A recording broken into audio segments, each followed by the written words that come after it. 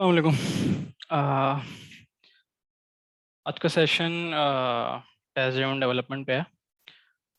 और test driven development का नाम सबने सुना होगा। और यूनिट टेस्ट, इंटीग्रेशन टेस्ट सबने लिखे होंगे। और यूजुअली किसी का भी दिल नहीं करता यूनिट टेस्ट और इंटीग्रेशन टेस्ट लिखने का। अगर किसी डेवलपर को बोलो कि इसका यूनिट टेस्ट लिखना है या इंटीग्रेशन टेस्ट लिखना है, तो बहुत से लोग समझते हैं शायद ये कोई ऐसा काम है जो बिल्कुल यूजलेस है और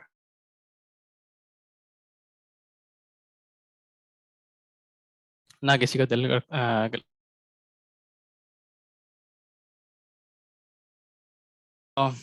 मोस्टली हम जो है वो फेट ड्रिवन डेवलपमेंट कर रहे होते हैं। बेसिकली हमारा कोई कोड है, प्रोडक्शन में चला गया है, चल रहा है, तो बस चल रहा है। तो कभी उसको, मतलब आपने ये सुना होगा कि यार चलती हुई चीज़ को जो ना छेड़ो नहीं। मतलब एक कोड चल रहा है प्रोडक्शन पे या कहीं पे, तो उसको छेड़ो नहीं है, क्योंकि वो अगर आप उसको छेड़ोगे, कुछ रिफैक्टर करोगे, तो ब्रेकिंग चेंजेस आ जाएंगे। और फिर ना हमारे पास कोई ऑटोमेटेड रिग्रेशन सेफ्टी का मैकेनिज्म होता है विदाउट टेस्ट ड्रिवन डेवलपमेंट। सो अब बात करते हैं कि अच्छा, टेस्ट ड्रिवन डेवलपमेंट में मैं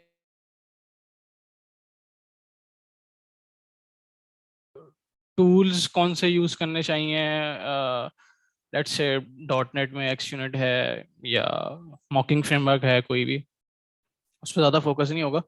फोकस जो है वो टेस्ट ड्रिवन डेवलपमेंट की जो अप्रोच है, और जो जो जिस तरीके से हमें लेके चलना चाहिए टेस्ट ड्रिवन डेवलपमेंट को। इसमें बहुत से लोग कुछ कुछ लोग किसी और तरीके, डिफरेंट अप्रोचेस हैं लोगों की टेस्ट ड्रिवन डेवलपमेंट के हवाले से। कुछ लोग टेस्ट पहले लिखते हैं, कुछ लोग टेस्ट बाद में लिखते हैं। वैसे यूजुअली सब टेस्ट बाद में ही लिखते हैं, तो उस पर आगे बात करते हैं। सो अब सवाल ये है कि वाई टेस्ट ड्रिवन डेवलपमेंट, मतलब टेस्ट ड्रिवन डेवलपमेंट क्यों प्रैक्टिस करनी है।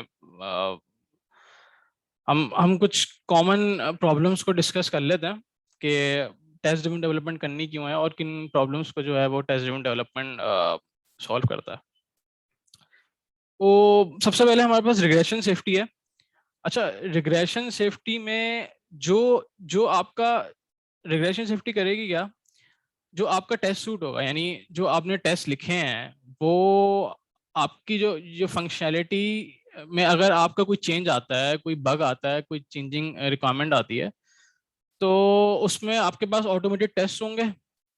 तो उस उसके थ्रू आपको रिग्रेशन सेफ्टी जो है वो मिल जाएगी।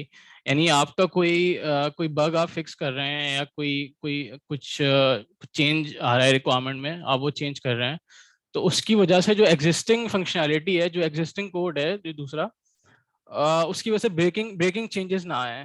तो इसमें जो है वो ये सबसे बड़ी कॉमन प्रॉब्लम है कि डेवलपर एक बग फिक्स कर रहा था, बट वो बग तो उसने किया, बट दूसरी चीज उसने हिला दी। ये नॉर्मली सुनने को मिलता है। तो ये प्रॉब्लम जो है वो टेस्ट ड्रिवन डेवलपमेंट आपकी सॉल्व करता है। अच्छा, बेटर डिजाइन। अच्छा, टेस्ट ड्रिवन डेवलपमेंट बहुत से लोग समझते हैं ये सिर्फ टेस्टिंग के लिए ही है। मतलब सब समझते हैं कि बस टेस्ट लिखना है और ऑटोमेटेड टेस्ट मिल जाएंगे आपको। और बस डिजाइन पे बेसिकली है क्या कि टेस्ट ड्रिवन डेवलपमेंट का जो फोकस है सिर्फ टेस्टिंग पे नहीं है, डिजाइन पे भी है। हम डिजाइन पे बात करते हैं आगे चल के। बट डिजाइन से क्या मतलब है कि हम टेस्ट ड्रिवन डेवलपमेंट जो है ना, आपको आपका जो मॉड्यूल है, जो आपकी आपकी सर्विस है, उसके इंटरफेसेस को टेस्ट करता है, ना कि उसकी इम्प्लीमेंटेशन को। उसको नहीं पता कि लो लेवल इम्प्लीमेंटेशन क्या हुई हुई है, टेस्ट को नहीं पता, उसको कंसर्न नहीं है।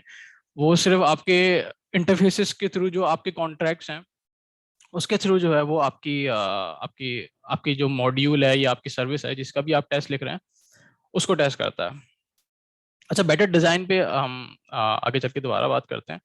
अच्छा, स्पीड ऑफ डेवलपमेंट में बात कर लेते हैं कि टेस्ट ड्रिवन डेवलपमेंट में सबका यही पॉइंट होता है कि यार टेस्ट ड्रिवन डेवलपमेंट हम कर तो लें, यूनिट टेस्ट लिख तो लें, बट हमारे पास डेडलाइन शॉर्ट है और हमें डिलीवर करना है।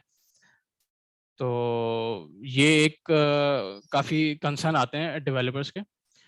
सो टेस्ट ड्रिवन डेवलपमेंट में टेस्ट ड्रिवन डेवलपमेंट बेसिकली आपकी डेवलपमेंट स्पीड स्लो नहीं करता, स्पीड अप करता है। वो हम देखते हैं कैसे करता है, आगे हम डिस्कस भी करेंगे इसको। और सबसे इम्पोर्टेंट चीज़ ये है कि सिंपलेस्ट इम्प्लीमेंटेशन, मतलब ना ज़्यादा ना कम, जो रिक्वायरमेंट है सिर्फ वही इम्प्लीमेंट होती हैं। ना कोई एक्स्ट्रा कोड, ना कोई फजूल में ओवर इंजीनियरिंग भी नहीं कर रहा था, फजूल में एक्स्ट्रा लेयर्स हम एब्स्ट्रैक्शंस की नहीं ऐड कर रहे होते टेस्ट ड्रिवन डेवलपमेंट के थ्रू। ओवर इंजीनियरिंग से हम बच जाते हैं, यानी ओवर इंजीनियरिंग से भी बच जाते हैं, सिंपलेस्ट इम्प्लीमेंटेशन होती है। और आपके पास रिग्रेशन सेफ्टी है, तो इसकी वजह से एक फायदा आपका स्पीड ऑफ डेवलपमेंट में ये भी होता है कि आप कोई कोड क्लीन अप कर सकते हो। यानी कोई एक्स्ट्रा कोड है, कुछ कचरा है जो आपने यूजुअली लोग कोड में क्लीन अप करते हैं, तो वो आप क्लीन अप कर सकते हो अगर आपके पास रिग्रेशन टेस्ट सूट हो। अगर नहीं होगा तो आप कैसे क्लीन अप करोगे? मतलब आप क्लीन अप करोगे, देन आप सारी एंड टू एंड चला के देखोगे, उस फंक्शन को डिबगर लगा लोगे या एंड मैनुअली चला के देखोगे, तो वो तो आपको ज़्यादा टाइम आपका कंज्यूम कर रहा है एज कम्पेयर टू अगर आपने टेस्ट लिखे हुए हो अपने अपने सर्विस के या अपने मॉड्यूल के। तो आपने सिर्फ जो है वो टेस्ट चलाने हैं, और सारे टेस्ट जो हैं वो सेकंड्स में चल के आपको बता देंगे कि भाई कोई ब्रेकिंग चीज़ नहीं है और कुछ क्लीन अप के दौरान कुछ ऐसी चीज़ कोई कुछ कुछ ब्रेक नहीं हुआ है। अच्छा, तो स्पीड ऑफ डेवलपमेंट एक बहुत बड़ा जो है वो मेन इसका जो है वो कॉमन प्रॉब्लम है जो ये सॉल्व करता है। मतलब स्पीड ऑफ डेवलपमेंट लोगों को लगता है कि टेस्ट ड्रिवन डेवलपमेंट स्लो कर देता है, बट स्लो नहीं करता, स्पीड अप कर देता है। अब हम देखते हैं कैसे करता है। अच्छा, test driven development is not only about test.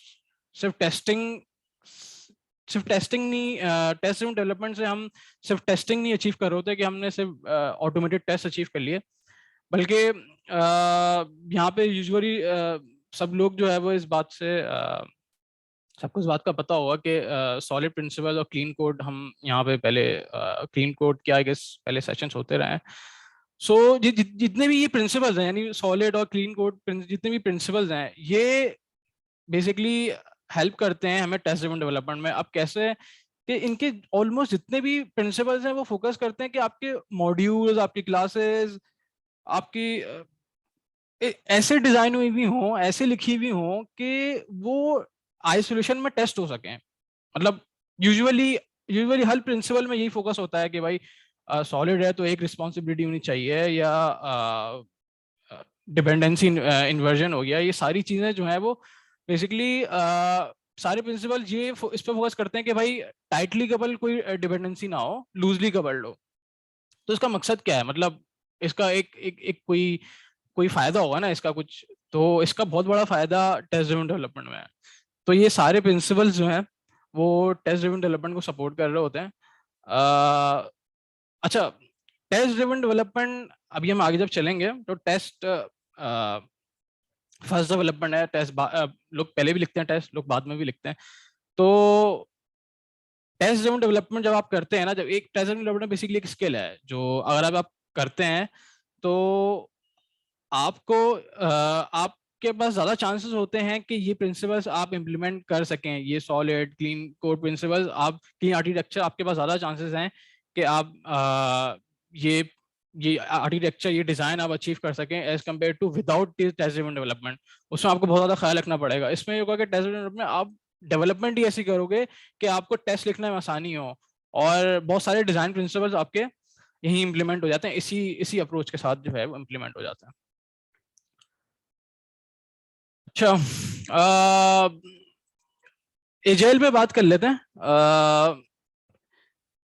हम सब जो है वो एजाइल मेथोडोलॉजी फॉलो कर रहे होते हैं, और सभी आई गेस ऑलमोस्ट सभी कर रहे होते हैं। तो अब उसमें है क्या, मतलब क्या एजाइल का मतलब क्या है?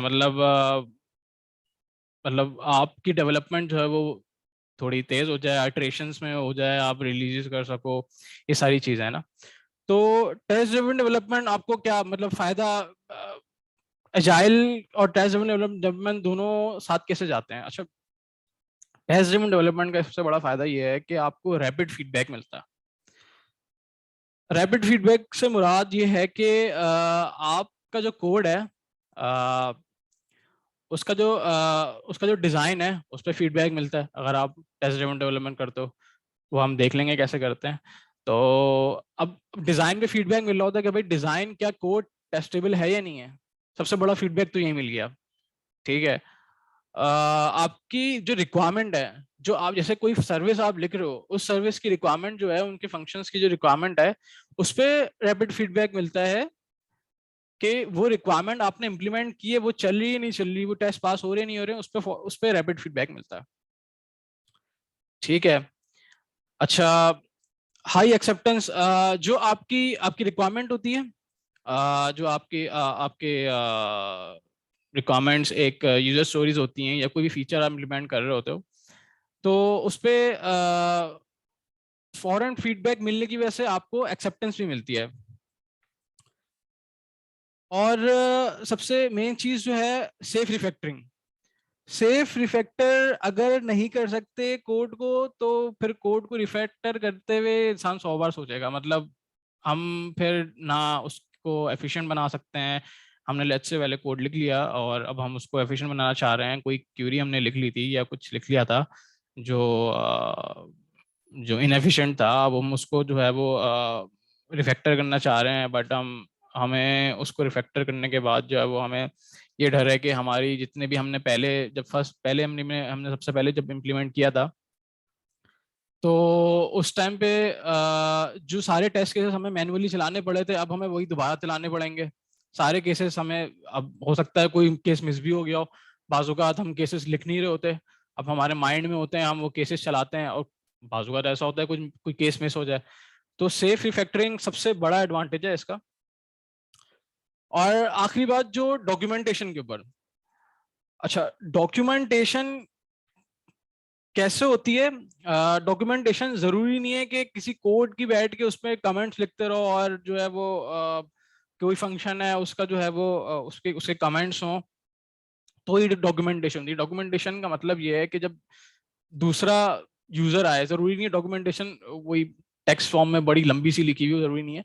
पर डॉक्यूमेंटेशन कोड की जो है वो जब ऐसे होनी चाहिए कि जो दूसरा डेवलपर आपके प्रोजेक्ट पे काम करने आए, आपके कोड बेस पे काम करने आए, तो वो आपके कोड को देख के समझ जाए कि कर क्या रहा है, ये क्या इनपुट लेगा और क्या आउटपुट करेगा, ये सारी चीजें वो समझ जाए देख के। तो सबसे सबसे बड़ा फायदा टेस्ट ड्रिवन डेवलपमेंट का ये होता है कि डॉक्यूमेंटेशन, यानी डेवलपर आएगा, उसको जो सर्विस है आपकी, जिस सर्विस पे वो काम करेगा, उस सर्विस के वो टेस्ट देख लेगा कि क्या टेस्ट में क्या एज केसेस हैं, सारे केसेस देख लेगा, उसको पता लग जाएगा कि ये सर्विस कर क्या रही है, उसको पता लगेगा सर्विस का बिहेवियर क्या है, उसको बहुत आसानी से समझ में आ जाएगा। उसको समझ में आ जाएगा कि क्या इनपुट ले रहा है, क्या आउटपुट कर रहा है, कौन सा एज केस हैंडल कर रहा है, ये सारी चीजें उसको समझ में आ जाएंगी।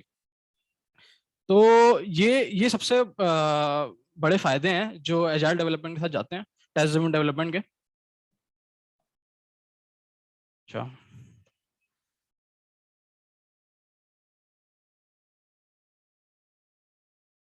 टेस्ट ड्रिवन डेवलपमेंट जब हम कोई नया फीचर, अब हम दो इम्प्लीमेंटेशंस देख लेते हैं।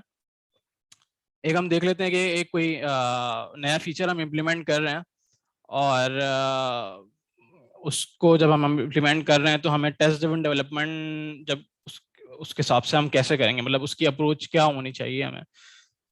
तो हमारे पास एक रेड ग्रीन रिफैक्टर साइकिल है। बेसिकली हम एक फेलिंग टेस्ट लिखते हैं। बेसिकली सबसे पहले हम टेस्ट लिखते हैं, जो अभी हम आगे चल के एग्जांपल ले लेते हैं। हम एक टेस्ट लिखते हैं, और उस टेस्ट के अंदर हम एक कोई कोई एक एज केस हैंडल कर रहे होते हैं, कोई एक एज केस की टेस्टिंग कर रहे होते हैं। शुरू में वो टेस्ट फेल होगा बिकॉज इम्प्लीमेंटेशन नहीं हुई हुई, पहले हमने टेस्ट लिखा है। देन हम मिनिमल कोड लिखते हैं to pass that test, right. तो हम मिनिमल कोड लिखते हैं उस एज केस को, जिस एज केस को वो टेस्ट केस हैंडल कर रहा है, मिनिमल कोड लिखते हैं, वो पास हो जाता है, आपका टेस्ट पास हो जाता है। अब आप रिफैक्टर करते रहो, आराम से कोड क्लीन अप करते रहो, उसके अंदर आपका जो है वो टेस्ट फेल अगर होगा आपको समझ में आ जाएगी कि भाई ये ब्रेकिंग चेंज है, ठीक है। ग्रीन अगर आपका टेस्ट फेल नहीं होता, टेस्ट पास हो जाता है, तो इट मीन्स जो है वो आपका कोड आपने जो क्लीन अप किया है, जो रिफैक्टर किया है, उसमें कोई मसला नहीं था। और वो एज केस जो है वो जो पास हो रहा है वो हैंडल हो रहा है उस कोड में भी जो रिफैक्टर होने के बाद आपने लिखा है, ठीक है। अब एक फंक्शन है मेरे पास, मैं एक एग्जांपल ले लेता हूँ। उस फंक्शन में बेसिकली क्या हो रहा है कि मैं पूरी ओवरव्यू दे देता हूँ क्या है क्या हमारी एप्लीकेशन, और उस पे जिस पे मैंने हम एग्जांपल लिखने लगे हैं। बेसिकली एक एक ऐप है जो बेसिकली ऑफलाइन डाटा भी जो है वो अपने पास रखती है, देन जब वो नेटवर्क से कनेक्ट होती है तो वो सिंक करती है डेटाबेस के साथ, ठीक है। तो अब ये एक फ्लो है जो बेसिकली इसमें हमारे पास कुछ एज केसेस हैं, और उन एज केसेस को हमने ये रिक्वायरमेंट हमें मिल गई कि भाई ये जब एप्लीकेशन जब वो डाटा जब अपडेट करने जाएगी, डाटा जब वो नेटवर्क से कनेक्ट होगी, जब अपडेट करने जाएगी डेटाबेस पे, तो उसके पास जो है वो ये कुछ रिक्वायरमेंट थे, कुछ एज केसेस हैं। अब हम अपडेट का केस देख रहे हैं, मैंने एक फंक्शन ले लिया है अपडेट का, तो उसमें हम अपडेट का फेस देख रहे हैं, और उसमें सबसे पहले हमारे पास है कि अगर जो रिकॉर्ड मेरी एप्लीकेशन डेटाबेस में अपडेट करने जा रही है, सर्वर पे अपडेट करने जा रही है, अगर वो किसी और यूजर ने ऑलरेडी डिलीट किया हुआ है तो वो एक्सेप्शन थ्रो करेगा उस क्लाइंट को। इसका मतलब उस क्लाइंट के पास, उस मोबाइल एप्लीकेशन के पास जो है वो लेटेस्ट डाटा नहीं है, और उसको पता ही नहीं है कि ये रिकॉर्ड ऑलरेडी डिलीट हो चुका है और वो उसको अपडेट करने जा रहा है। तो ये इस केस में जो है एक्सेप्शन थ्रो करेगा। फिर हमारे पास कोई एग्जिस्टिंग रिकॉर्ड है जो अपडेट हुआ हुआ है, हमारे पास एक एग्जिस्टिंग रिकॉर्ड है जो अपडेट हुआ हुआ है, मतलब हमारी जो बेसिकली हमारे पास एक जो क्लाइंट है उसके पास एक लास्ट पुल टाइम होता है, यानी वो उसका सिंकिंग का मैकेनिज्म ऐसा है कि वो पुल करती है, यानी उसका कुछ टाइम इंटरवल के बाद या कुछ जब उसको नेटवर्क मिलता है तो वो डाटा पुल करती है अपने पास ना, जो जो सर्वर पे वो डाटा है वो पुल करती है। तो वो एक टाइम है हमारे पास कि भाई लास्ट पुल टाइम, इस टाइम पे उसने जो है वो पुल किया था। अब वो जो रिकॉर्ड अपडेट करने जा रहा है, उस रिकॉर्ड जो रिकॉर्ड अपडेट करने जा रहा है उसका रिकॉर्ड का टाइम जो है वो ज्यादा है, यानी ग्रेटर है। आई मीन किसी ने जो है वो ऑलरेडी लास्ट पुल टाइम, यानी जब हमने लास्ट सिंक किया था उसके बाद जो है वो किसी ने ऑलरेडी डेटाबेस में उस रिकॉर्ड को अपडेट कर दिया है। तो अब जब मेरा क्लाइंट एक जब क्लाइंट उसको अपडेट करने जाएगा, कोई दूसरा क्लाइंट उसको अपडेट करने जाएगा तो वो उसको ओवरराइड कर देगा, बट उसको हमने ओवरराइड नहीं करने देना, हमने उसको जो है वो बताना है कि यहाँ पे कॉन्फ्लिक्ट है, और तुम जो है वो पहले सिंक सिंक दोबारा करो, लेटेस्ट डाटा दोबारा सिंक करो, देन फिर अपडेट करो, वरना वो अपडेट कर देगा। किसी दूसरी क्लाइंट ने उसको ऑलरेडी अपडेट किया हुआ था, वो अपडेटेड डाटा किसी और क्लाइंट के पास नहीं था। और अगर ये दो एज केसेस जो है वो हमने पास हो जा सॉरी इन एज केसेस इन केसेस से जो अगर गुजर जाता है हमारा कोड, देन हम जो है वो उसको अपडेट कर देंगे, यानी डेटाबेस में जो है वो जो अपडेट की रिक्वेस्ट आई हुई है उसको हम अपडेट कर देंगे। सो इसकी एग्जांपल देख लेना।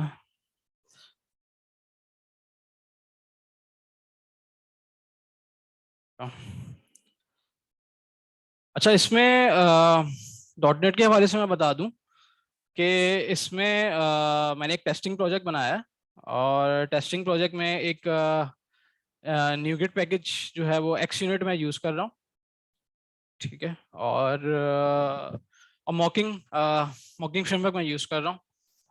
मॉकिंग फ्रेमवर्क क्यों यूज़ कर रहे हैं उस पर भी बात कर लेते हैं।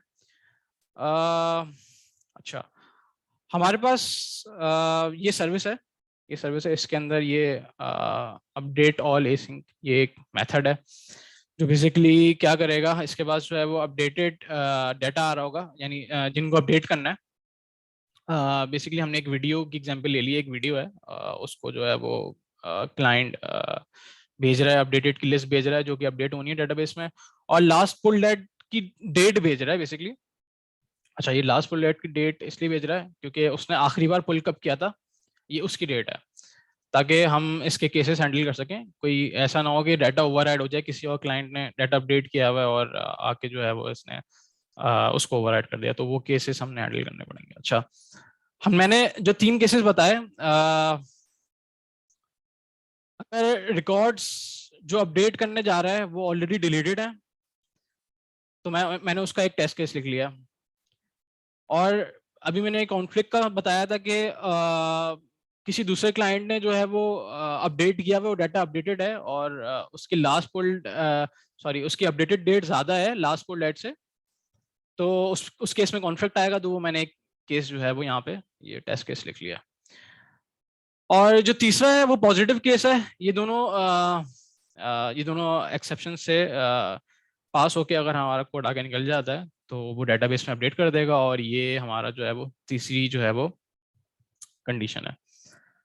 अच्छा, अभी हमारे पास ये फीलिंग टेस्ट है, इसमें कुछ भी हमने बेसिकली हमने सबसे पहले टेस्ट लिखे, देन ये सर्विस मैंने बनाई हुई है, बट आप जब टेस्ट डेवलपमेंट फॉलो करेंगे तो वो जो अप्रोच फॉलो करेंगे तो बेसिकली उसमें आप ऑब्वियसली पहले टेस्ट लिख रहे होंगे, देन फिर जो है वो अपनी सर्विस डिजाइन कर रहे होंगे किस तरह से करनी है। अच्छा, इस सर्विस में ऑब्वियसली ये सर्विस जो है वो डाटाबेस में डाटा जो है वो परसिस्ट करेगी।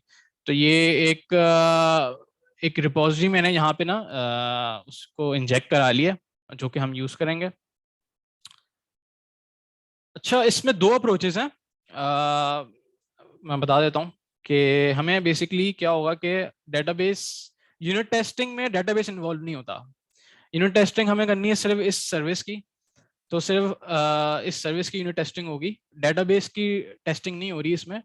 तो डेटाबेस को हम मॉक करेंगे, वो मैं दिखाता हूँ कैसे हम मॉक करेंगे। अच्छा, ये टेस्ट जो है वो हम इम्प्लीमेंट कर लेते हैं। बेसिकली हमारे पास जो है वो एक लेट्स एक वीडियो हमें बेसिकली होगा क्या कि जब ये चेक कर रहा है कि एक्सेप्शन थ्रो करे जब रिकॉर्ड्स जो है वो ऑलरेडी डेटाबेस में जो पड़ा हुआ है, जिस रिकॉर्ड को मैं अपडेट करने आ रहा हूँ उस पे इस डिलीटेड की एक प्रॉपर्टी हो वो ट्रू हुई हुई है, यानी वो सॉफ्ट डिलीट का मैकेनिज्म है। तो इस डिलीटेड यानी डिलीट हुआ हुआ है वो रिकॉर्ड, उसको हम अपडेट नहीं कर सकते, वो रिकॉर्ड डिलीटेड है। तो इस केस में जो है वो हमने एक्सेप्शन थ्रो करानी क्लाइंट को। तो उसमें सबसे पहले तो हम अरेंज करते हैं, यानी अपने टेस्ट में जो है वो सबसे पहले हम अरेंज करते हैं। अच्छा, अरेंज में क्या करते हैं, अरेंज में ये करते हैं कि हमने एक वीडियो जो डाटा हमें डेटाबेस से एक्सपेक्टेड है, वो डाटा हम जो है वो एक डमी डाटा जो है वो हम रेडी कर लेते हैं।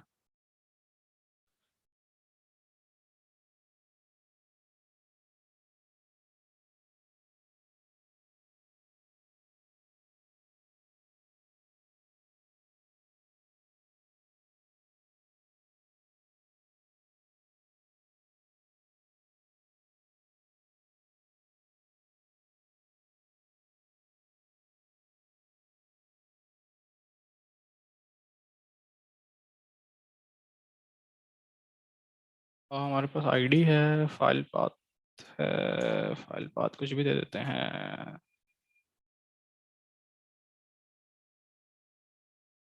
XYZ दे देते हैं। ये रिलेटेड की प्रॉपर्टी है, ये मैंने ऑब्जेक्ट बनाया है, ये बेसिकली वीडियो का जो मैंने ऑब्जेक्ट बनाया है। मैं एक्सपेक्ट कर रहा हूँ कि मैं वो वाला केस टेस्ट कर रहा हूँ जिसमें डेटाबेस में जिस वीडियो को मैं अपडेट करने जा रहा हूँ वो ऑलरेडी डिलीटेड हुई हुई है, किसी ऑलरेडी डिलीटेड पड़ी हुई है ना। तो मैं उसको जो है वो उसको ये वीडियो हमें जो है ना डाटा लेयर से मिलेगी। अब वो कैसे मिलेगी मैं बताता हूँ आपको।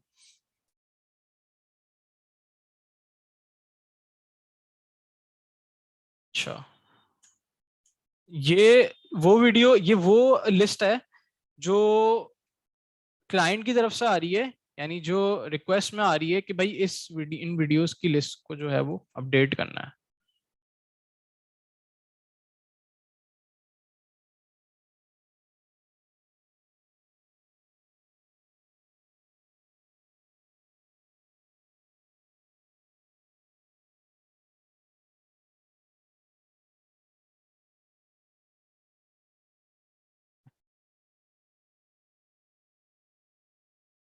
फाइल पाथ, लेट्स से उसने चेंज कर दिया फाइल पाथ।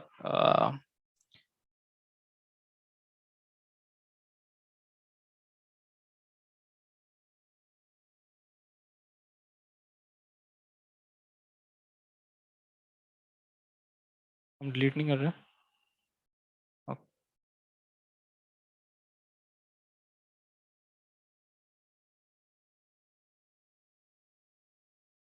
अच्छा, अब ये वीडियो मुझे एक्सपेक्टेड है डेटा लेयर से। क्या हो गया?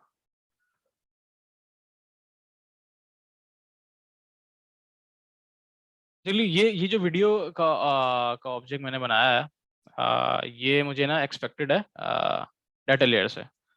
यानी मैं एक्सपेक्ट कर रहा हूँ कि ये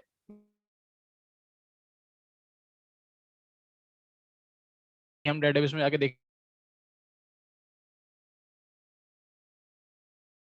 तो उसी वीडियो की आईडी के साथ उस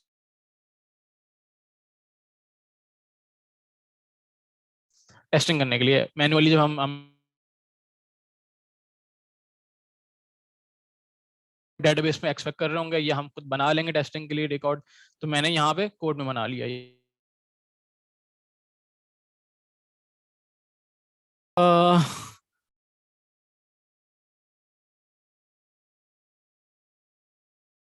बेस सर्विस है। इसको चाहिए सिंक रिपोजिटरी। अब ये रिपोजिटरी जो है वो बेसिकली एक डाटा लेयर है, जिसमें हमारी सारी डाटा एक्सेस जो है वो डाटा एक्सेस वाले ऑब्जेक्ट्स हैं सारे, और वो सारी डेटाबेस से बात करती हैं, सारी क्यूरीज उसके अंदर है। तो हमें ये डिपेंडेंसी जो है वो इस सर्विस को प्रोवाइड करनी होगी। अच्छा, इसको प्रोवाइड करने के लिए ये मुझे मॉकिंग फ्रेमवर्क यूज करना पड़ेगा, बिकॉज मैं डेटाबेस से ये ऑब्जेक्ट एक्सपेक्ट कर रहा हूँ कि मुझे एग्जिस्टिंग रिकॉर्ड ये मिले। तो उसके लिए मैं डेटाबेस में जाके मैन्युअली एंट्री नहीं कर रहा, मैंने ये रिकॉर्ड बना लिया है, यहाँ पे मैंने अरेंज कर लिया है, और मैं चाह रहा हूँ कि जो रिपोजिटरी का जो फंक्शन है एग्जिस्टिंग रिकॉर्ड चेक करने वाला, वो ये रिकॉर्ड रिटर्न करे। ठीक है। मैंने इसको मॉक कर लिया, मैंने सिंक रिपोजिटरी को मॉक कर लिया। ये मॉकिंग फ्रेमवर्क है, ये एक्स यूनिट ऑफ मॉकिंग फ्रेमवर्क, ये आपको न्यूगेट पैकेजेस में आप जाके वहां से सॉल्व कर सकते हैं इसको, इसकी डिपेंडेंसी को। अच्छा, ये सिंक रिपोजिटरी है हमारे पास। सिंक रिपोजिटरी में मैं बेसिकली क्या करूँगा, मैं सेटअप करूँगा। सेटअप क्या करूँगा?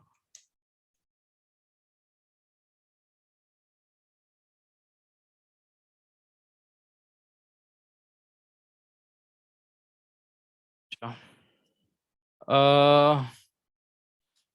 ये गेट एग्जिस्टिंग एसिंग क्या कर रहा है, ये रिपोजिटरी का मेथड है। ये क्या कर रहा है, ये डेटाबेस, ये डीबी कॉन्टेक्ट यूज कर रहा है, और ये वीडियोस जो लिस्ट ऑफ वीडियो मैं प्रोवाइड कर रहा हूँ उनको लेके आ रहा है, उनको चेक कर रहा है कि ये एग्जिस्ट करती हैं या नहीं करती। ठीक है, देन हम उसको अपडेट करेंगे। तो ये क्या कर रहा है, ये गेट एग्जिस्टिंग एसिंग, आ, ये क्या, इसके अंदर पैरामीटर क्या जा रहा है? इसमें पैरामीटर जा रहे हैं ये जो वीडियोस जो अपडेट होनी है, सॉरी जो अपडेटेड की लिस्ट आई है हमारे पास रिक्वेस्ट में, अ, वो हमारी लिस्ट ही है, ये मैंने रेडी की थी।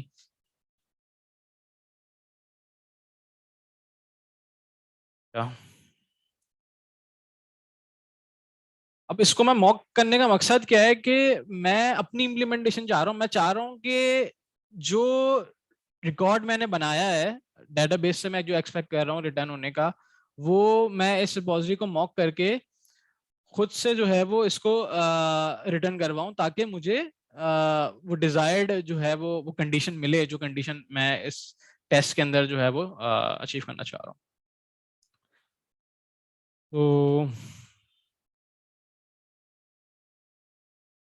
बेसिकली टास्क रिटर्न कर रहा है और टास्क के लिए और okay।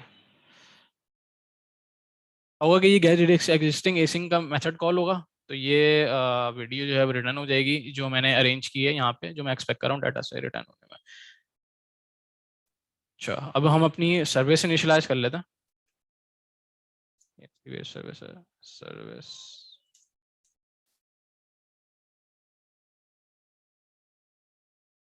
इसके अंदर मैं, क्योंकि बिकॉज इसको रिपोजिटरी की डिपेंडेंसी रिक्वायर्ड है, तो ये मैं जो मैंने मॉक मॉक रिपोजिटरी बनाई है वो मैंने पास कर दी है, ताकि जब ये सर्विस के मेथड्स इन इस रिपोजिटरी को कॉल करें तो डेटाबेस पे हिट ना जाए।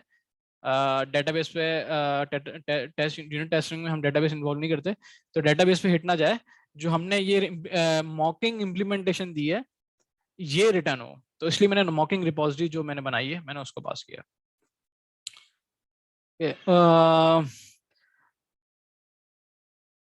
अच्छा, अब हम जरा कोड लिख लेते हैं।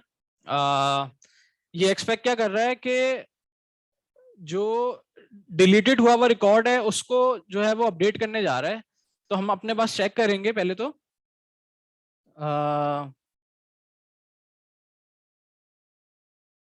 एग्जिस्टिंग रिकॉर्ड चेक करेंगे हम अपने पास।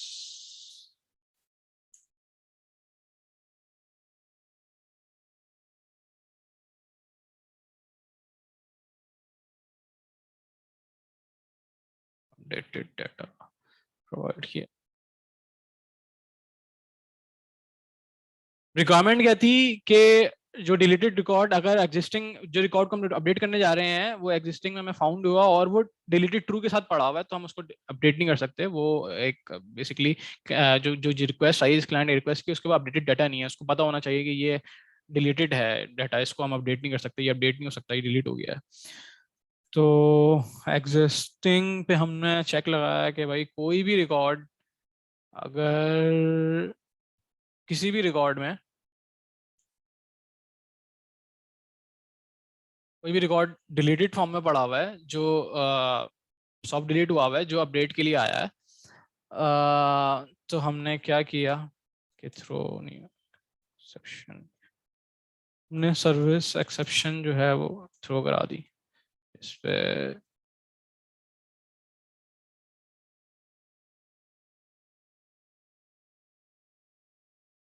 रेडी,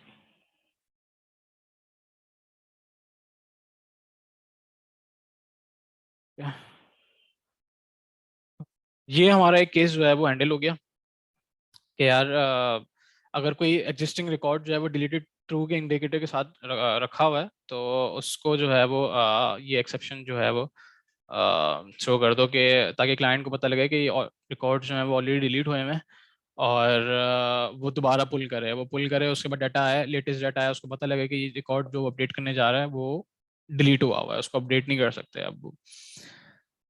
ओके, ये मैंने सर्विस इनिशियलाइज कर ली है, और हमने इस एच इसको, ये जो एच केस मैंने यहाँ पे हैंडल किया है, मैं इसको जो है वो हैंडल इसका जो है वो टेस्ट लिखूंगा। तो बेसिकली हुआ क्या, मैंने पहले अरेंज किया, देन मैंने एक्ट किया, अब मैं एक्ट करने लगा हूँ, यानी एक्ट मींस कि मैं अपडेट ऑल एसिंग का जो मेथड है सर्विस का वो कॉल करने लगा हूँ विद जो रिक्वेस्ट में हमारे पास वीडियोस टू अपडेट, ये मैंने बनाई थी रिक्वेस्ट, ये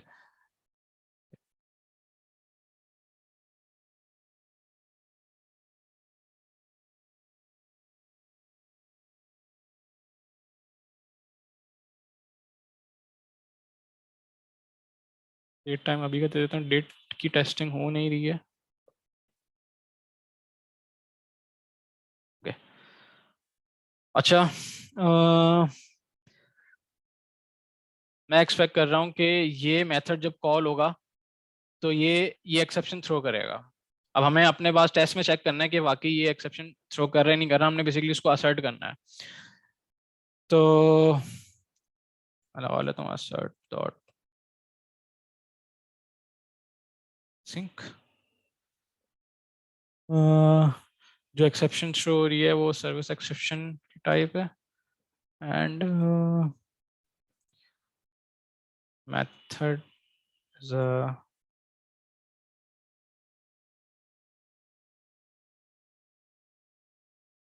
ये मेथड एज एक्शन में पास कर रहा हूँ उसके अंदर। अह,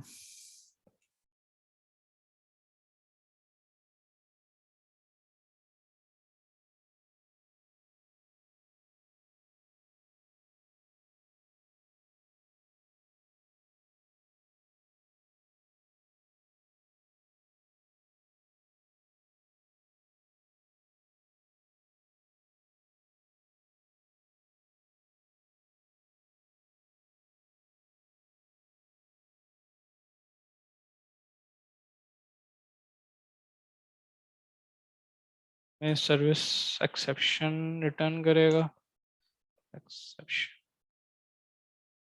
और एक तो ये चेक होगा कि एक्सेप्शन थ्रो कर रहा है नहीं कर रहा, सर्विस एक्शन एक्सेप्शन वाली।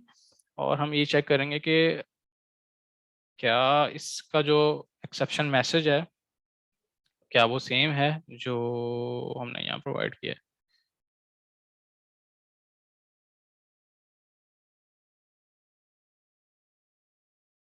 बिकॉज हमारे पास आगे और एक्सेप्शन भी हैं, तो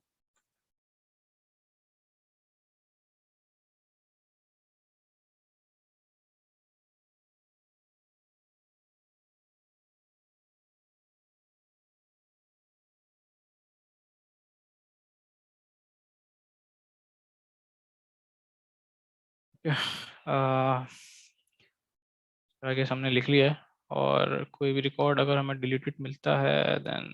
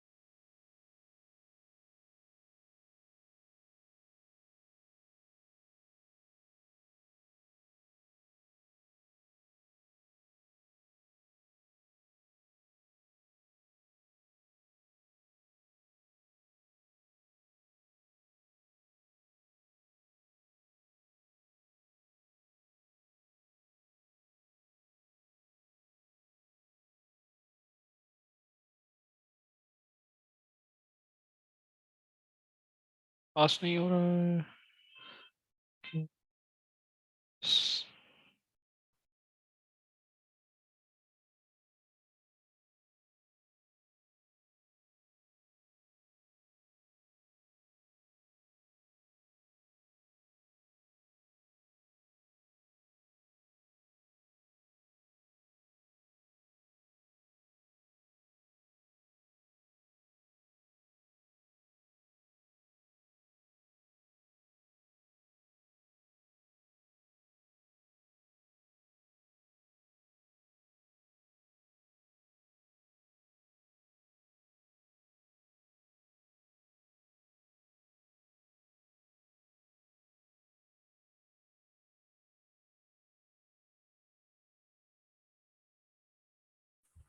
स्ट्रिंग की स्पेसिंग का इशू तो नहीं है?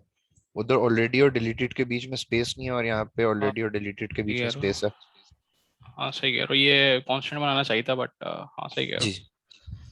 ये कांस्टेंट होता तो ऐसा मसला नहीं आता। ठीक है ठीक है। सही।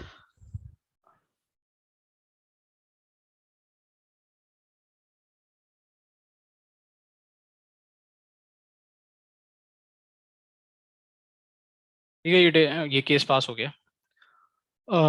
इसने अच्छा, इसमें कोई सवाल है किसी का? कोई यहाँ तक कभी किसी का सवाल है?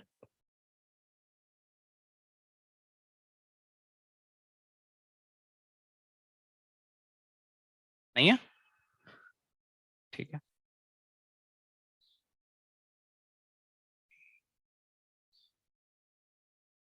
अच्छा, दूसरा केस हैंडल कर लेते हैं। दूसरे केस के लिए जो है वो, जो हमारे पास दूसरा केस था, उसके लिए हम टेस्ट लिख लेते हैं। अ, उसके लिए मैं फिर जो है वो अरेंज करूँगा टेस्ट के लिए डाटा।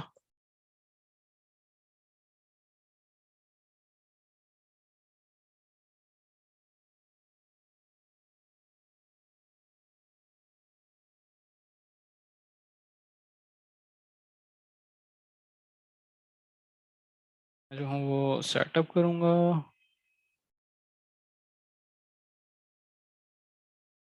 सेटअप में हमने क्या करना था?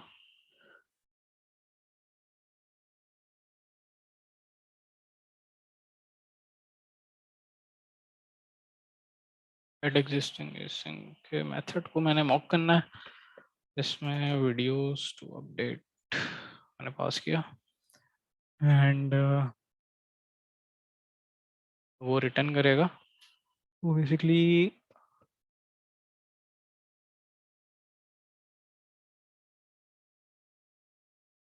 वीडियोस, जो वीडियो मैं एक्सपेक्ट कर रहा हूँ डेटाबेस से रिटर्न करने के लिए।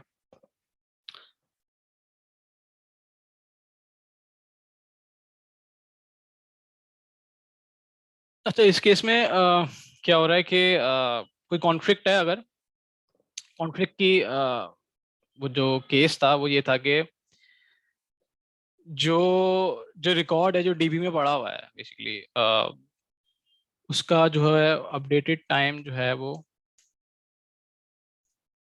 बड़ा होना चाहिए। यानी उससे जो लास्ट पुल डेट डेट हमारी क्लाइंट से आ रही है, यानी उसने पुराना डाटा पुल किया हुआ है, अब अपडेट हो चुका था, उसके पुल उसके सिंकिंग प्रोसेस के बाद एक डाटा किसी और क्लाइंट ने अपडेट कर दिया था। तो ये इस केस में वो अपडेट नहीं कर सकेगा। इस केस में उसको कॉन्फ्लिक्ट मिलेगा, और वो फिर कॉन्फ्लिक्ट मिलेगा तो उसको जो है वो दोबारा रीसिंक करेगा, अपडेटेड डाटा जो अपने पास जो है वो पुल करेगा। ओके, सो रिपोजिटरी मैंने मॉक कर दी है। अच्छा, H T V service service मैं इनिशियलाइज कर रहा हूँ, new H T V service.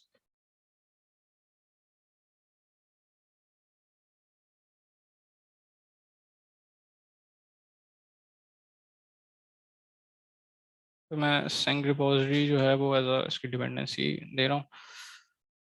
Then मैं एक्ट करने लगा हूँ सर्विस।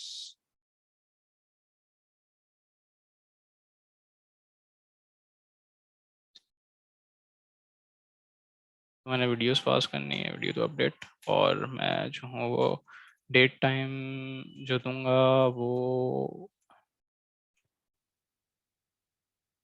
जो उसका डेट टाइम जो है वो पुराना देना है जो रिक्वेस्ट में आ रहा है। अ, उसके लिए मैं यहाँ पे पुराने एक दिन पहले का दे दूंगा, यानी ये एट डेज में मैंने एक पिछले दिन का दे दिया है करंट का। और सेम सिनेरियो होगा, एक्सेप्शन थ्रो करेगा वो। हम ये कोड कॉपी कर लेते हैं assert वाला। ये assert करेगा, देन सॉरी ये मैंने यहाँ लिख दिया है, इसको यहाँ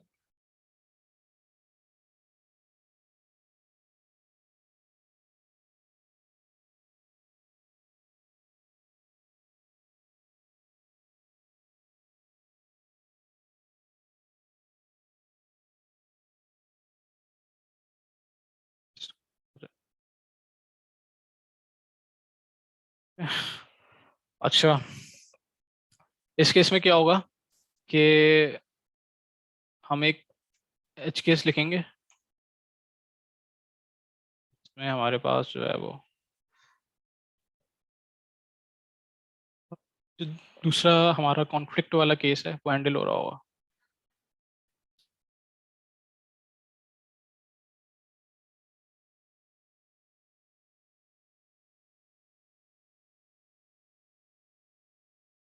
जो जो डीबी में रिकॉर्ड है उसका किसी का भी अपडेटेड टाइम जो है वो लास्ट बुलेट से बड़ा है, यानी वो यानी क्लाइंट ने जो है वो उसके पास पुराना डाटा है। तो मैं एक्सेप्शन तो कराऊंगा कि कॉन्फ्लिक्ट है, और इस केस में जो है वो क्लाइंट को एक्सेप्शन मिल जाएगी कि कॉन्फ्लिक्ट है, और वो उसको दोबारा रीसिंक करेगा, लेटेस्ट डाटा जो है वो पुल करेगा। देन फिर जो अपना जो उनकी अपडेट की रिक्वेस्ट थी वो चलाएगा। ओके, ये सच था।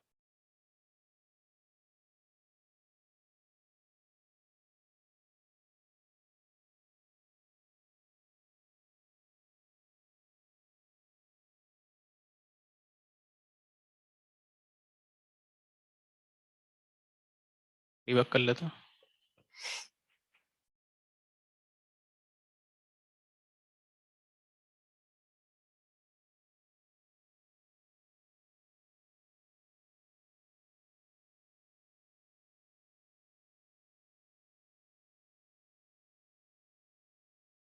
ये ट्रू दिया हुआ।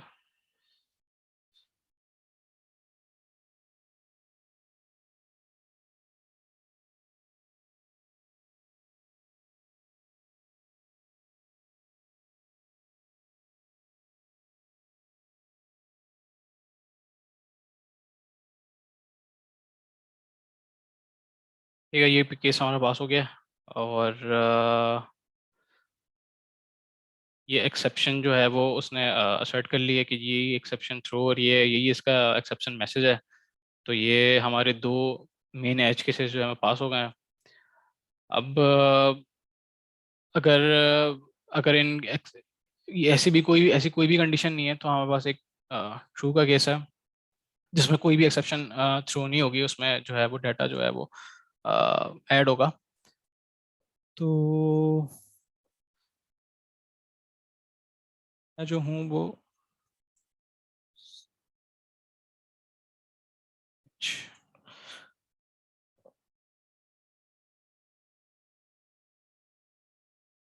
यानी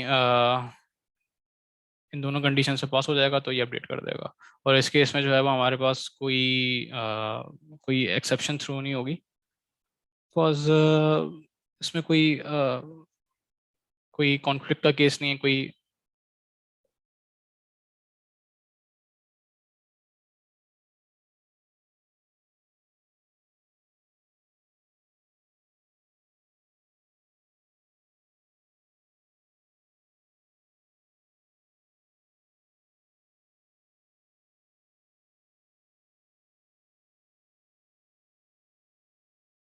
भी सेटअप करेंगे।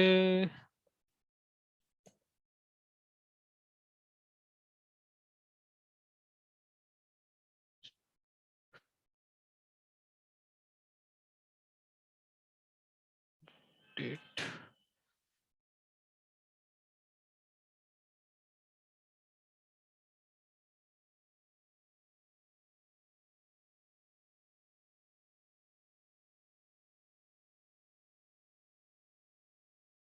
इसमें क्योंकि अपडेट रेंज का मेथड भी चल रहा है, तो वो भी मॉक करना पड़ेगा, बिकॉज उसमें अगर हम मॉक नहीं करेंगे तो वो डेटाबेस पे कॉल हमें डेटाबेस पे कॉल नहीं भिजवानी, हमें उसको मॉक करना है।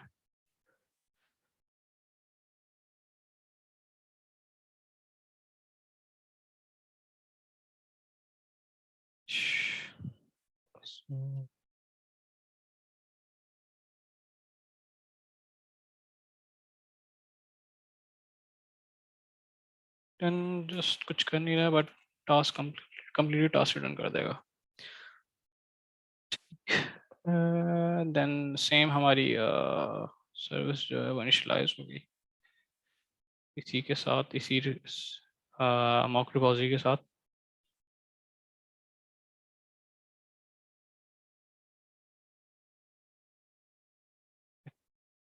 यहाँ हम ट्राई कर लेंगे कि कोई एक्सेप्शन तो नहीं आ रही। अगर एक्सेप्शन आ रही है तो ये केस फेल हो जाएगा, नहीं तो ये केस जो है वो पास हो जाएगा। Service exception.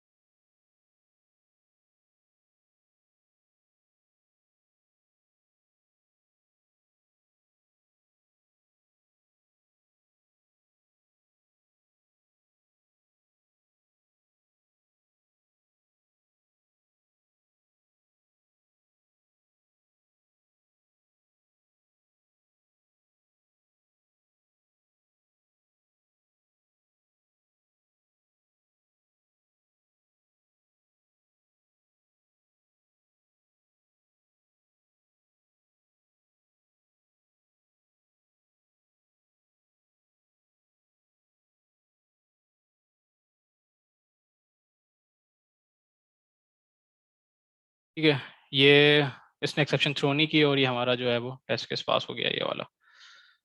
तो ये कुछ एक फंक्शन हमने इम्प्लीमेंट किया जिसमें कुछ एज केसेस जो है वो हैंडल किए, और पॉजिटिव केसेस के लिए और एज केसेस के लिए, सारे केसेस के लिए जो है वो हमने उसका टेस्ट केसेस लिए, सबके यूनिट टेस्टिंग की। और बेसिकली करने का मकसद ये था कि टेस्ट जो है वो टेस्ट फर्स्ट डेवलपमेंट के बारे में बात करना है कि भाई टेस्ट, बहुत से लोग होता ही है कि ये फंक्शन जो है वो पहले लिख लेते हैं, मतलब फंक्शन लिख लिया और वो प्रोडक्शन में चला गया, आगे चला गया, मैनुअल टेस्टिंग कर ली, अब वो लीगेसी हो गया। देन अब जब उसके आप टेस्ट लिखने जाएंगे तो अब आपने अपने रिपोजिटरी को ऐसे अलग लूजली कपल्ड किया है, नहीं किया है, फिर आप उसमें फंसेंगे, फिर उसको रिफैक्टर करेंगे, फिर फिर आप टेस्ट यूनिट टेस्ट लिखने के लिए आपको आपका कोड जो है वो चेंज होगा, जिसमें आपका ज़्यादा टाइम ज़ाया होगा। दिखने में हमें ये लगता है कि पहले हम डायरेक्ट फंक्शनलिटी इंप्लीमेंट करके मैनुअल टेस्ट करके हम आगे भेज दें रिलीज, और शायद वो ज़्यादा, उसमें शायद ज़्यादा स्पीड ऑफ डेवलपमेंट हमारी ज़्यादा तेज़ हो जाती है उसमें। बट ऐसा होता नहीं है, आगे जाके जो है वो जब आपको यूनिट टेस्ट लिखने पड़ जाते हैं तो आपको ही फिर ये अगर आप कोड, ऐसा नहीं है कि कोड कोई फर्स्ट टाइम में ऐसा नहीं लिखेगा, लिख सकता है, बट चांसेस ज़्यादा हैं कि आप पहले टेस्ट लिखते हो, टेस्ट ड्रिवन डेवलपमेंट जब आप फॉलो करते हो, चांसेस ज़्यादा हैं कि आप जो है वो आपका कोड ज़्यादा बेहतर होगा एज कम्पेयर टू अगर आप टेस्ट बाद में लिखते हो। बिकॉज आप पहले जब कोड लिख रहे होगे तो आप टेस्ट के हिसाब से सोच ही नहीं रहोगे, आप डायरेक्ट बस अपनी फंक्शनलिटी के हिसाब से सोच रहे होगे। अब आप फिर आप जब बाद में यूनिट टेस्ट लिखने जाओगे तो फिर आप उसको सोचोगे कि ये मुझे इसको टेस्टेबल बनाना चाहिए था, कि अब मैं जब मैं यूनिट टेस्ट लिखने जा रहा हूँ तो मेरा कोड जो है वो सर्विस जो है वो टाइटली कबल हुई है डाटा लेयर के साथ। तो इस केस में फिर आपको रिफैक्टरिंग करनी पड़ जाएगी। और ये वैसे एग्जांपल है, बहुत सारी एग्जांपल होती हैं इसमें, एक डिपेंडेंसी है, जब डिपेंडेंसी बहुत सारी हो जाती है फिर आपको सबको रिफैक्टर करना पड़ेगा और सब पे इतना टाइम लगेगा। तो मेरे ख्याल में तो ये टाइम कंज्यूमिंग ज़्यादा है एज कम्पेयर टू हम सिर्फ जो है वो टेस्ट पहले लिखें और उस हिसाब से अपनी अपनी सर्विस और डाटा लेयर को इस तरह से डिज़ाइन करें, अपनी एप्लीकेशन का आर्किटेक्चर इस हिसाब से डिज़ाइन करें, क्योंकि हम पहले टेस्ट लिख रहे हैं तो हम उसको टेस्टेबल ही बनाएंगे, अपने अपने अपने सर्विस को, अपने डाटा लेयर को। ठीक है, इसमें कोई सवाल आते हैं किसी के?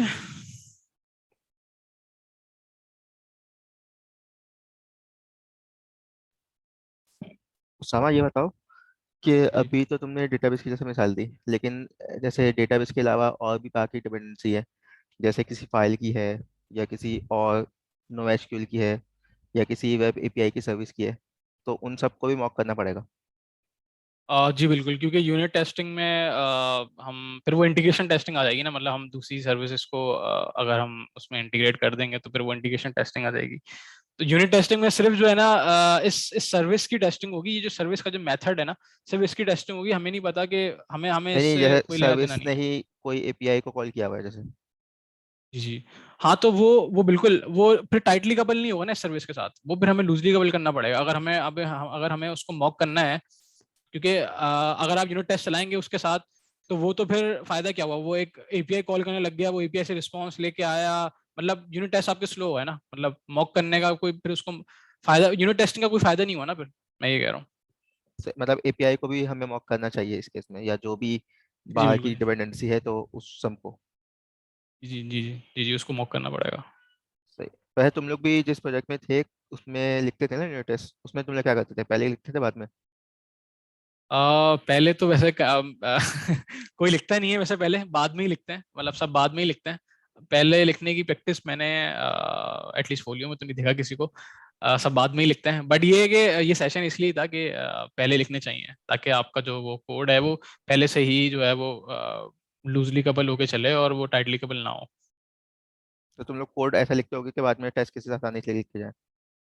आ, लिख लिख भी सकते हैं, मैं ये नहीं कह रहा कि हमेशा टाइटली कपली कोड लिखोगे आप, जरूरी नहीं है, लिख भी सकते हैं।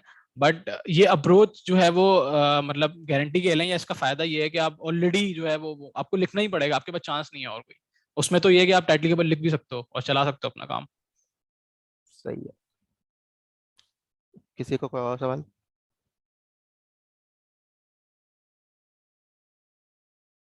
इकबाल, माविस, राफे, जी, सलमान। इंटीग्रल टेस्टिंग ज़्यादा अच्छी है फिर, या फिर यूनिट टेस्टिंग जो डेटाबेस से कनेक्ट है, एक और एक डेटाबेस से एक मॉक से हो रही है? नहीं में सवाल। जी मैं कह रहा हूँ, आपने कहा ना कि अगर डेटाबेस के जरिए हम करते हैं तो वो हमारे पास इंटीग्रल टेस्टिंग हो जाती है। जी इंटीग्रेशन। जी, इंटीग्रेशन टेस्टिंग हो जाती है, तो ज़्यादा अच्छी कौन सी होती है इन दोनों में से, जैसे कि यूनिट टेस्टिंग या इंटीग्रेशन टेस्टिंग? और मुझे समझ नहीं आ रहा सवाल, शवाल भाई आपको समझ में आया तो बता दें। वो कंपेयर कर रहे हाँ, हैं कि वो कंपेयर असल में कर रहे हैं माविस। दोनों जो है ना, कंपेरेबल नहीं है। दोनों ही होनी चाहिए, यूनिट भी और इंटीग्रेशन भी। यूनिट में क्या होता है कि आप जो है ना अपने इंडिविजुअल लो लेवल फंक्शंस को चेक करते हो कि ये जो मैंने फंक्शन लिखा है ये सही काम कर रहा है जो उसको करना चाहिए। और इंटीग्रेशन में होता है कि आप ओवरऑल सिस्टम पूरा चेक कर रहे हो कि सिस्टम आपस में बात कर रहे हैं कि नहीं। है ना सामा? बिल्कुल, इंटीग्रेशन में बिल्कुल ऐसे ही है। इंटीग्रेशन में एंड टू एंड आप टेस्ट करते हो, मतलब सारे डेटाबेस इन्वॉल्व होते हैं, कोई सर्विस कॉल हो रही है वो भी इन्वॉल्व होती है। वो integration test but unit test के मुकाबले में स्लो भी होते हैं। तो यूनिट टेस्टिंग का सिर्फ मकसद ये होता है कि जो आपकी जो कोड, सिर्फ कोड की क्वालिटी चेक होती है, दूसरी सर्विसेज की क्वालिटी हमने नहीं चेक करनी। हमने सिर्फ अपना जो एक सर्विस पे मैंने काम कर रहा हूँ, मैं सिर्फ इसकी क्वालिटी टेस्ट करनी है, इसको आइसोलेशन में टेस्ट करना है बेसिकली। जो आप अगर क्लीन कोड और सॉलिड के प्रिंसिपल लगा पड़ो तो उसमें मोस्टली ये फोकस होता है कि भाई आपकी जो सर्विसेज हैं वो ऐसी आइसोलेटेड हो कि वो टेस्टेबल हो। तो उसका मकसद यही होता है कि आप अपनी सर्विस को आइसोलेट में टेस्ट करो, यानी कोई किसी सर्विस पर डिपेंडेंसी ना हो, सिर्फ जो है वो सर्विस का कोड टेस्ट हो रहा हो। हमने किसी दूसरी डेटाबेस हो गया या कोई दूसरी सर्विस को टेस्ट नहीं करना। हमने सिर्फ जो जिस सर्विस को हम जिसका टेस्ट लिख रहे हैं सिर्फ उसको करना है टेस्ट हमने। अगर सामा ऐसा नहीं, हो कि जैसे अपने ही प्रोजेक्ट की एक और सर्विस है वो यहाँ पे यूज हुई है जैसे, तो उसको ही मॉक करेंगे या वो वैसी सही, वो उसको क्या करेंगे फिर? कोई और सर्विस जैसे कोई माइक्रो सर्विस है या कोई ऐसी कोई और नहीं नहीं, सर्विस? जैसे एक यूजर सर्विस है और एक जो है ना अकाउंट सर्विस है जैसे, या जी जी वह दोनों एक ही हो गई हैं। कोई डेटाबेस, एक एक AI टेबल ए की सर्विस हो गई। सर्विस है, एक टेबल बी की सर्विस है, सही है। और जी टेबल जी। ए के अंदर टेबल बी की सर्विस भी यूज हुई है, तो क्या करेंगे हम? हाँ उसको भी हमें मॉक करना पड़ेगा, बिकॉज अगर आप यूजर सर्विस की बात कर रहे हैं ना, लेट्स से ये मेरी जो सर्विस है यूजर सर्विस यूज कर रही है, तो वो यकीनन डेटाबेस से बात करेगी, मतलब यूजर डेटाबेस में होते हैं। तो इन द एंड डेटाबेस ही आ गया, तो हमें मॉक करना पड़ेगा उसको ही। मतलब टेस्टिंग सिर्फ जो है ना, यूनिट का मतलब ये है कि एक यूनिट की टेस्टिंग, एक फंक्शन की टेस्टिंग हो रही है, एक सर्विस की टेस्टिंग हो रही है। इसके बाहर दुनिया जो भी है हमें उसको मॉक करना है, उसके बाहर जो है वो किसी को हमने जो उसकी उसकी टेस्टिंग से हमें कोई लेना देना नहीं, हमें सिर्फ एक इस यूनिट की टेस्टिंग कर रहे हैं, ये जो सर्विस है। सही। ये जो मॉक का कॉन्सेप्ट है, इसमें मतलब हम बेसिकली एक मेथड का नाम बता देते हैं और जो हम चाहते हैं कि ये मेथड सिर्फ ये डेटा रिटर्न करे। हाँ, ये मॉकिंग फ्रेमवर्क, जैसे मैंने ये फंक्शन है ना, ये हमें हमें अगर एक्स यूनिट के हिसाब से बताऊं तो ये मॉकिंग का फ्रेमवर्क क्या कर रहा है कि ये रिपॉजिटरी हमने ना ऐसे अगर मैं इसको दिखाऊं, ये हमने एज अ मॉक इसको इनिशियलाइज किया है। ये मॉकिंग फ्रेमवर्क क्या करता है, रन टाइम पे जो है ना बेसिकली एक रैपर कह लें या क्या कह लें, इसका इसकी रन टाइम पे इम्प्लीमेंटेशन बनाता है जो हम देते हैं इसको। ठीक है, ये मैंने सही। मॉक किया है और ये मैं सेटअप कर रहा हूँ। सेटअप के अंदर हम वो फंक्शन देते हैं जिसको हमने मॉक करना है। फिर हम बताते हैं कि इस फंक्शन को मैं ये इनपुट दे रहा हूँ, तो इस इनपुट पे मुझे ये आउटपुट मिलना चाहिए, मतलब अपना डिजायरेबल इनपुट और अपना डिजायरेबल आउटपुट, ताकि हम वो सिचुएशन या वो सिनेरियो क्रिएट कर सकें जिस सिनेरियो के लिए हम टेस्ट केस लिख रहे हैं। सही है। मतलब वो उसकी जो मेथड की इम्प्लीमेंटेशन कॉल नहीं होगी, बस ये वाले मेथड पे आप बता दिए पहले कि बस ये डेटा रिटर्न हो गई, तो अब उस हिसाब से आगे जो है एग्जीक्यूशन कंटिन्यू कर लें। जी बिल्कुल, ऐसे ही है, ऐसे ही है। सही सही। मेरा एक ठीक। क्वेश्चन था शहबाज भाई के क्वेश्चन को आगे कंटिन्यू करते हुए। तो उन्होंने जैसे एग्जांपल दी टेबल या टेबल बी की। तो लेट्स अज्यूम कि एक टेस्ट केस है जिसने एक सर्विस में दो रिपॉजिटरी कॉल हो रही है और वो एक फंक्शन है जो दोनों रिपॉजिटरी को कॉल कर रहा है। तो हमें और इसके जो कंस्ट्रक्टर है उसमें लेट्स से दो तीन और रिपॉजिटरीज हैं। तो हमें नंबर वन जो कंस्ट्रक्टर को सेटिस्फाई करने के लिए उन सब रिपॉजिटरी की मॉक करना पड़ेगा। और अगर बिलफर्ड दो रिपॉजिटरी कॉल हो रहे हैं एक सर्विस से, तो फिर हमें उन उसको भी हैंडल करना पड़ेगा। नंबर एक ये था। जी जी आप बोले। पहला वाला सवाल में समझाऊं, आप कह रहे हैं कि अगर जितनी भी मल्टीपल रिपोजिटरी उसके अंदर यूज कर रही हूँ तो आप कह रहे हैं कि उसको मॉक करना पड़ेगा। और अगर एक सर्विस का जो फंक्शन है let's say update all async, इसमें दो रिपॉजिटरी यूज हो रहे हैं जी जी एक मेथड में ना। तो जी। उस केस में हमें फिर उन दोनों को मॉक करना पड़ेगा या फिर जो कंस्ट्रक्टर में जितने भी वो डिपेंडेंसीज हैं उन सबको मॉक करके फिर उनसे सिलेक्ट करना पड़ेगा। वैसे तो कोई कोई अलग देखें, यूनिट टेस्टिंग का कॉन्सेप्ट भी यही है कि जिस सर्विस के लिए टेस्ट लिख रहे हो सिर्फ उसी के टेस्ट करनी है और किसी की नहीं करनी, जैसे मैं अभी बताया। तो जितनी भी दूसरी सर्विस आ रही है, कोई दो रिपोजिटरी आ रही हैं या तीन रिपोजिटरी आ रही हैं, तो डाटा लेयर को तो हमने मॉक करना ही करना है, मतलब उसमें कोई और मतलब ऑप्शन नहीं है।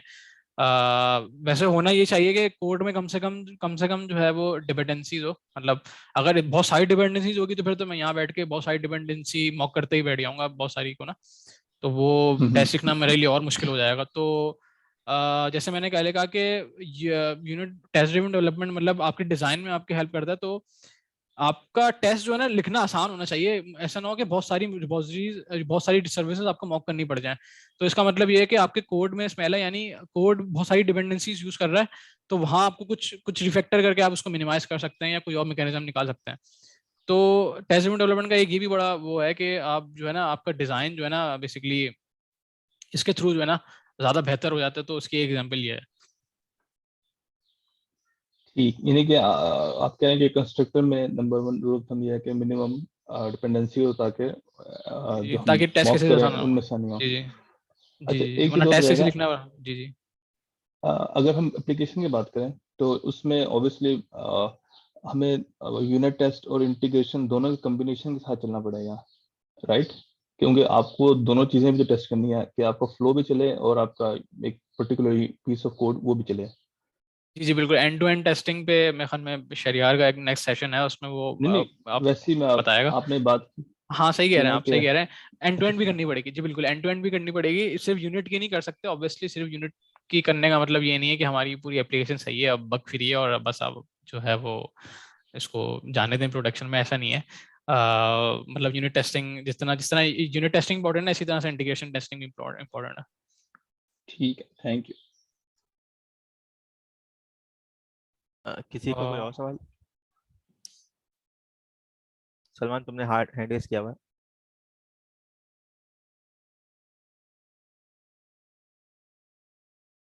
वो जी वो पहले का हुआ है। ठीक है, ठीक है, अगर किसी का कुछ और सवाल नहीं है तो अब हम इसको एंड करते हैं। थैंक यू सामा कि तुमने इतनी मेहनत से इतनी जो है ना चीज़ें सीखी भी और फिर हमें सिखाई। अब इसमें एक चीज पूछनी थी। एक टॉपिक रह बोलो, गया बोलो। था, मैं वो कवर कर लेता हूँ। बता दो। हाँ, छोटा सा है। इसमें बेसिकली ये है कि वो एक डिबेट है कि भाई टेस्ट पहले लिखने चाहिए और टेस्ट बाद में लिखने चाहिए। तो उसके कुछ फायदे और नुकसानात मैंने यहाँ लिस्ट किए हैं मैं, तो वो हम देख लेते हैं। अच्छा, टेस्ट आफ्टर डेवलपमेंट की बात कर लेते हैं, जो सब करते हैं, मतलब मैं खुद भी करता हूँ। सही है, सभी करते हैं, जिसको मैंने देखा है सब टेस्ट आफ्टर डेवलपमेंट ही करते हैं। तो उसमें हमें लगता है कि शायद हम तेज काम कर रहे हैं, हमें लगता है कि हम जल्दी हमारी डेवलपमेंट जो है वो फास्ट हो रही है।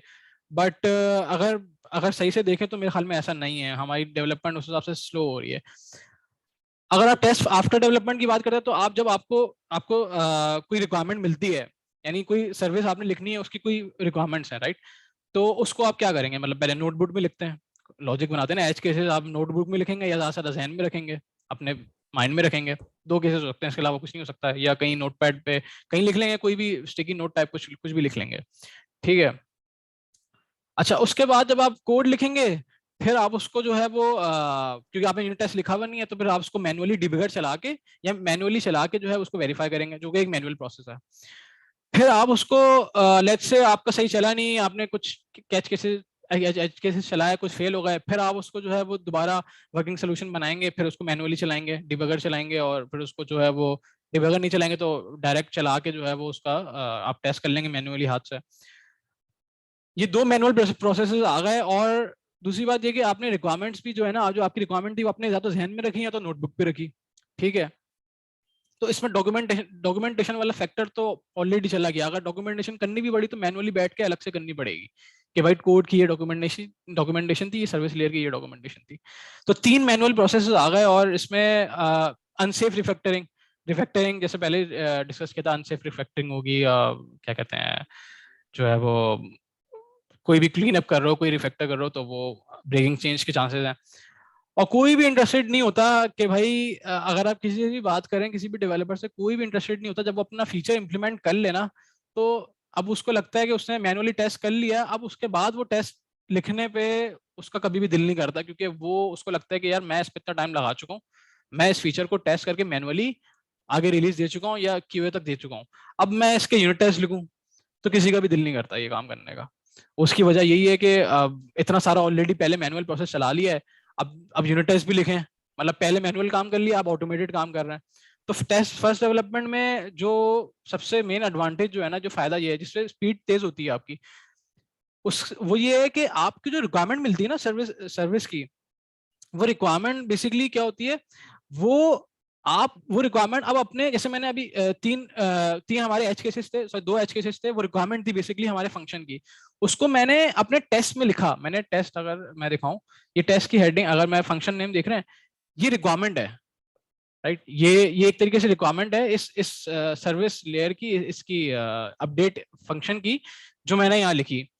तो डॉक्यूमेंटेशन अलग से मैनुअली करने की जरूरत ही नहीं है। अगर कोई नया डेवलपर आता भी है, वो यूनिट टेस्ट देखेगा, उसको दिख जाएगा कि भाई ये डॉक्यूमेंटेशन है बेसिकली इटसेल्फ, ये बता रहा है कि सर्विस करती क्या है, सर्विस के एज केसेस क्या है, और सर्विस का बिहेवियर क्या है, ये यूनिट टेस्ट खुद बता रहे हैं।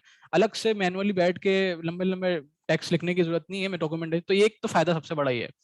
फिर दूसरी बात ये कि जब आप अब मैंने जब इम्प्लीमेंट किया, फंक्शन इम्प्लीमेंट किए, तो उसको टेस्ट करने के लिए मैंने ऑटोमेटेड टेस्ट चलाया। मुझे डिबगर नहीं चलाना पड़ा कि भाई, डिबगर मैंने एक बार चला लिया था, बट मुझे बार बार डिबगर नहीं चलाना पड़ेगा, बिकॉज सारे एज केसेस जो है वो ऑटोमेटेडली टेस्ट हो रहे हैं। फायदा हो रहा है इसमें, हमारा टाइम बच रहा है एज कम्पेयर टू मैनुअल। हम मैनुअल डिबगर चला के एंड टू एंड चला के देख रहे होते हैं, तो उसमें हमारा टाइम ज्यादा लग रहा होता है एज कम्पेयर टू। और उसमें बार बार होता भी ऐसा कि जो माइंड में हमने टेस्ट केसेस रखे हुए वो निकल भी जाते हैं, क्योंकि लिखे हुए नहीं है। अब यहाँ पे टेस्ट केसेस लिखे हुए हैं तो ये निकल नहीं सकते, क्योंकि ये तो लिखे हुए हैं और ये पास होना लाजमी है। पास नहीं होंगे आपको पता लग जाएगा कि भाई यूनिट टेस्ट पास नहीं हो रहा, तो इसका मतलब मसला है कोड में। फिर आप कुछ कोड लिखते हो ताकि उसको सही कर सको। लेट्स से आपने लिखा, आपने चलाया, नहीं हुआ, पास नहीं हुआ टेस्ट, फिर जो है वो आपने उसको सेटिस्फाई करने के लिए कोड सही किया, फिर चलाया, फिर दोबारा ऑटोमेटेड प्रोसेस है, कोई टाइम नहीं लग रहा, दोबारा डिबगर चलाने की जरूरत नहीं है, एप्लीकेशन चलाने लॉन्च करने की जरूरत नहीं है। फिर आपने कोड की कनेक्शन की, कोई रिफैक्टर की, कुछ भी की, वो सारे ऑटोमेटेड प्रोसेसेस हैं। और इन दी एंड सबसे आपको मेन चीज जो है वो सेफ रिफैक्टरिंग मिलती है, इसमें ना आपके एज केसेस मिस होंगे, आप जो आपने जहन में रखे हुए हैं या नोटबुक पर रखे हुए हैं, नोटबुक भी गायब हो जाएगी कभी जाके वो आपने लिखे हुए हैं बट नोटबुक कहाँ रखेंगे, मतलब कहीं अपने पास फिजिकली रखी हुई है, वो भी गायब हो जाएगी। ठीक है, तो सबसे बहुत एडवांटेज है पहले टेस्ट लिखने के कि उसमें आपका कोड भी डॉक्यूमेंट खुद ही हो रहा है, कोई नया डेवलपर आएगा वो आपका टेस्ट देखेगा वो खुद ही समझ जाएगा क्या हो रहा है, और सारे ऑटोमेटेड प्रोसेस हैं। तो अब बाजार देखने में यही लगता है कि ये ऑटोमेटेड प्रोसेस शुरू में थोड़ा सा मुश्किल लगती है क्योंकि कोई हैंड्स ऑन नहीं होता इस पे टेस्ट फेस डेवलपमेंट में, बट अगर ये स्किल सीख लें और हैंड्स ऑन हो जाए इस पे तो बाद में जो यूनिट टेस्ट लिखने वाली जो किसी का दिल नहीं कर रहा होता ना, वो ऑलरेडी वो वाली चीज एलिमिनेट हो जाएगी, सारे चीजें जो है वो आपके ऑटोमेट हो जाएंगी बिकॉज सारे डेवलपर्स हैं, तो मेरे ख्याल में कोई चीज मैनुअल फजूल में नहीं करनी चाहिए, सारी चीजें ऑटोमेटेडली लेके चलनी चाहिए। ठीक है, थैंक यू। कोई सवाल है अगर और तो बता दें। नहीं, मेरे ख्याल में तो काफ़ी इन डिटेल अच्छी प्रेजेंटेशन दी तुमने। तो ठीक है, इसको यहाँ पे एंड करते हैं और फिर इंशाल्लाह मिलते हैं। ठीक है, थैंक यू। ठीक है, अल्लाह हाफिज़। Okay, Allah Hafiz. Allah Hafiz. Thank you, Allah Hafiz.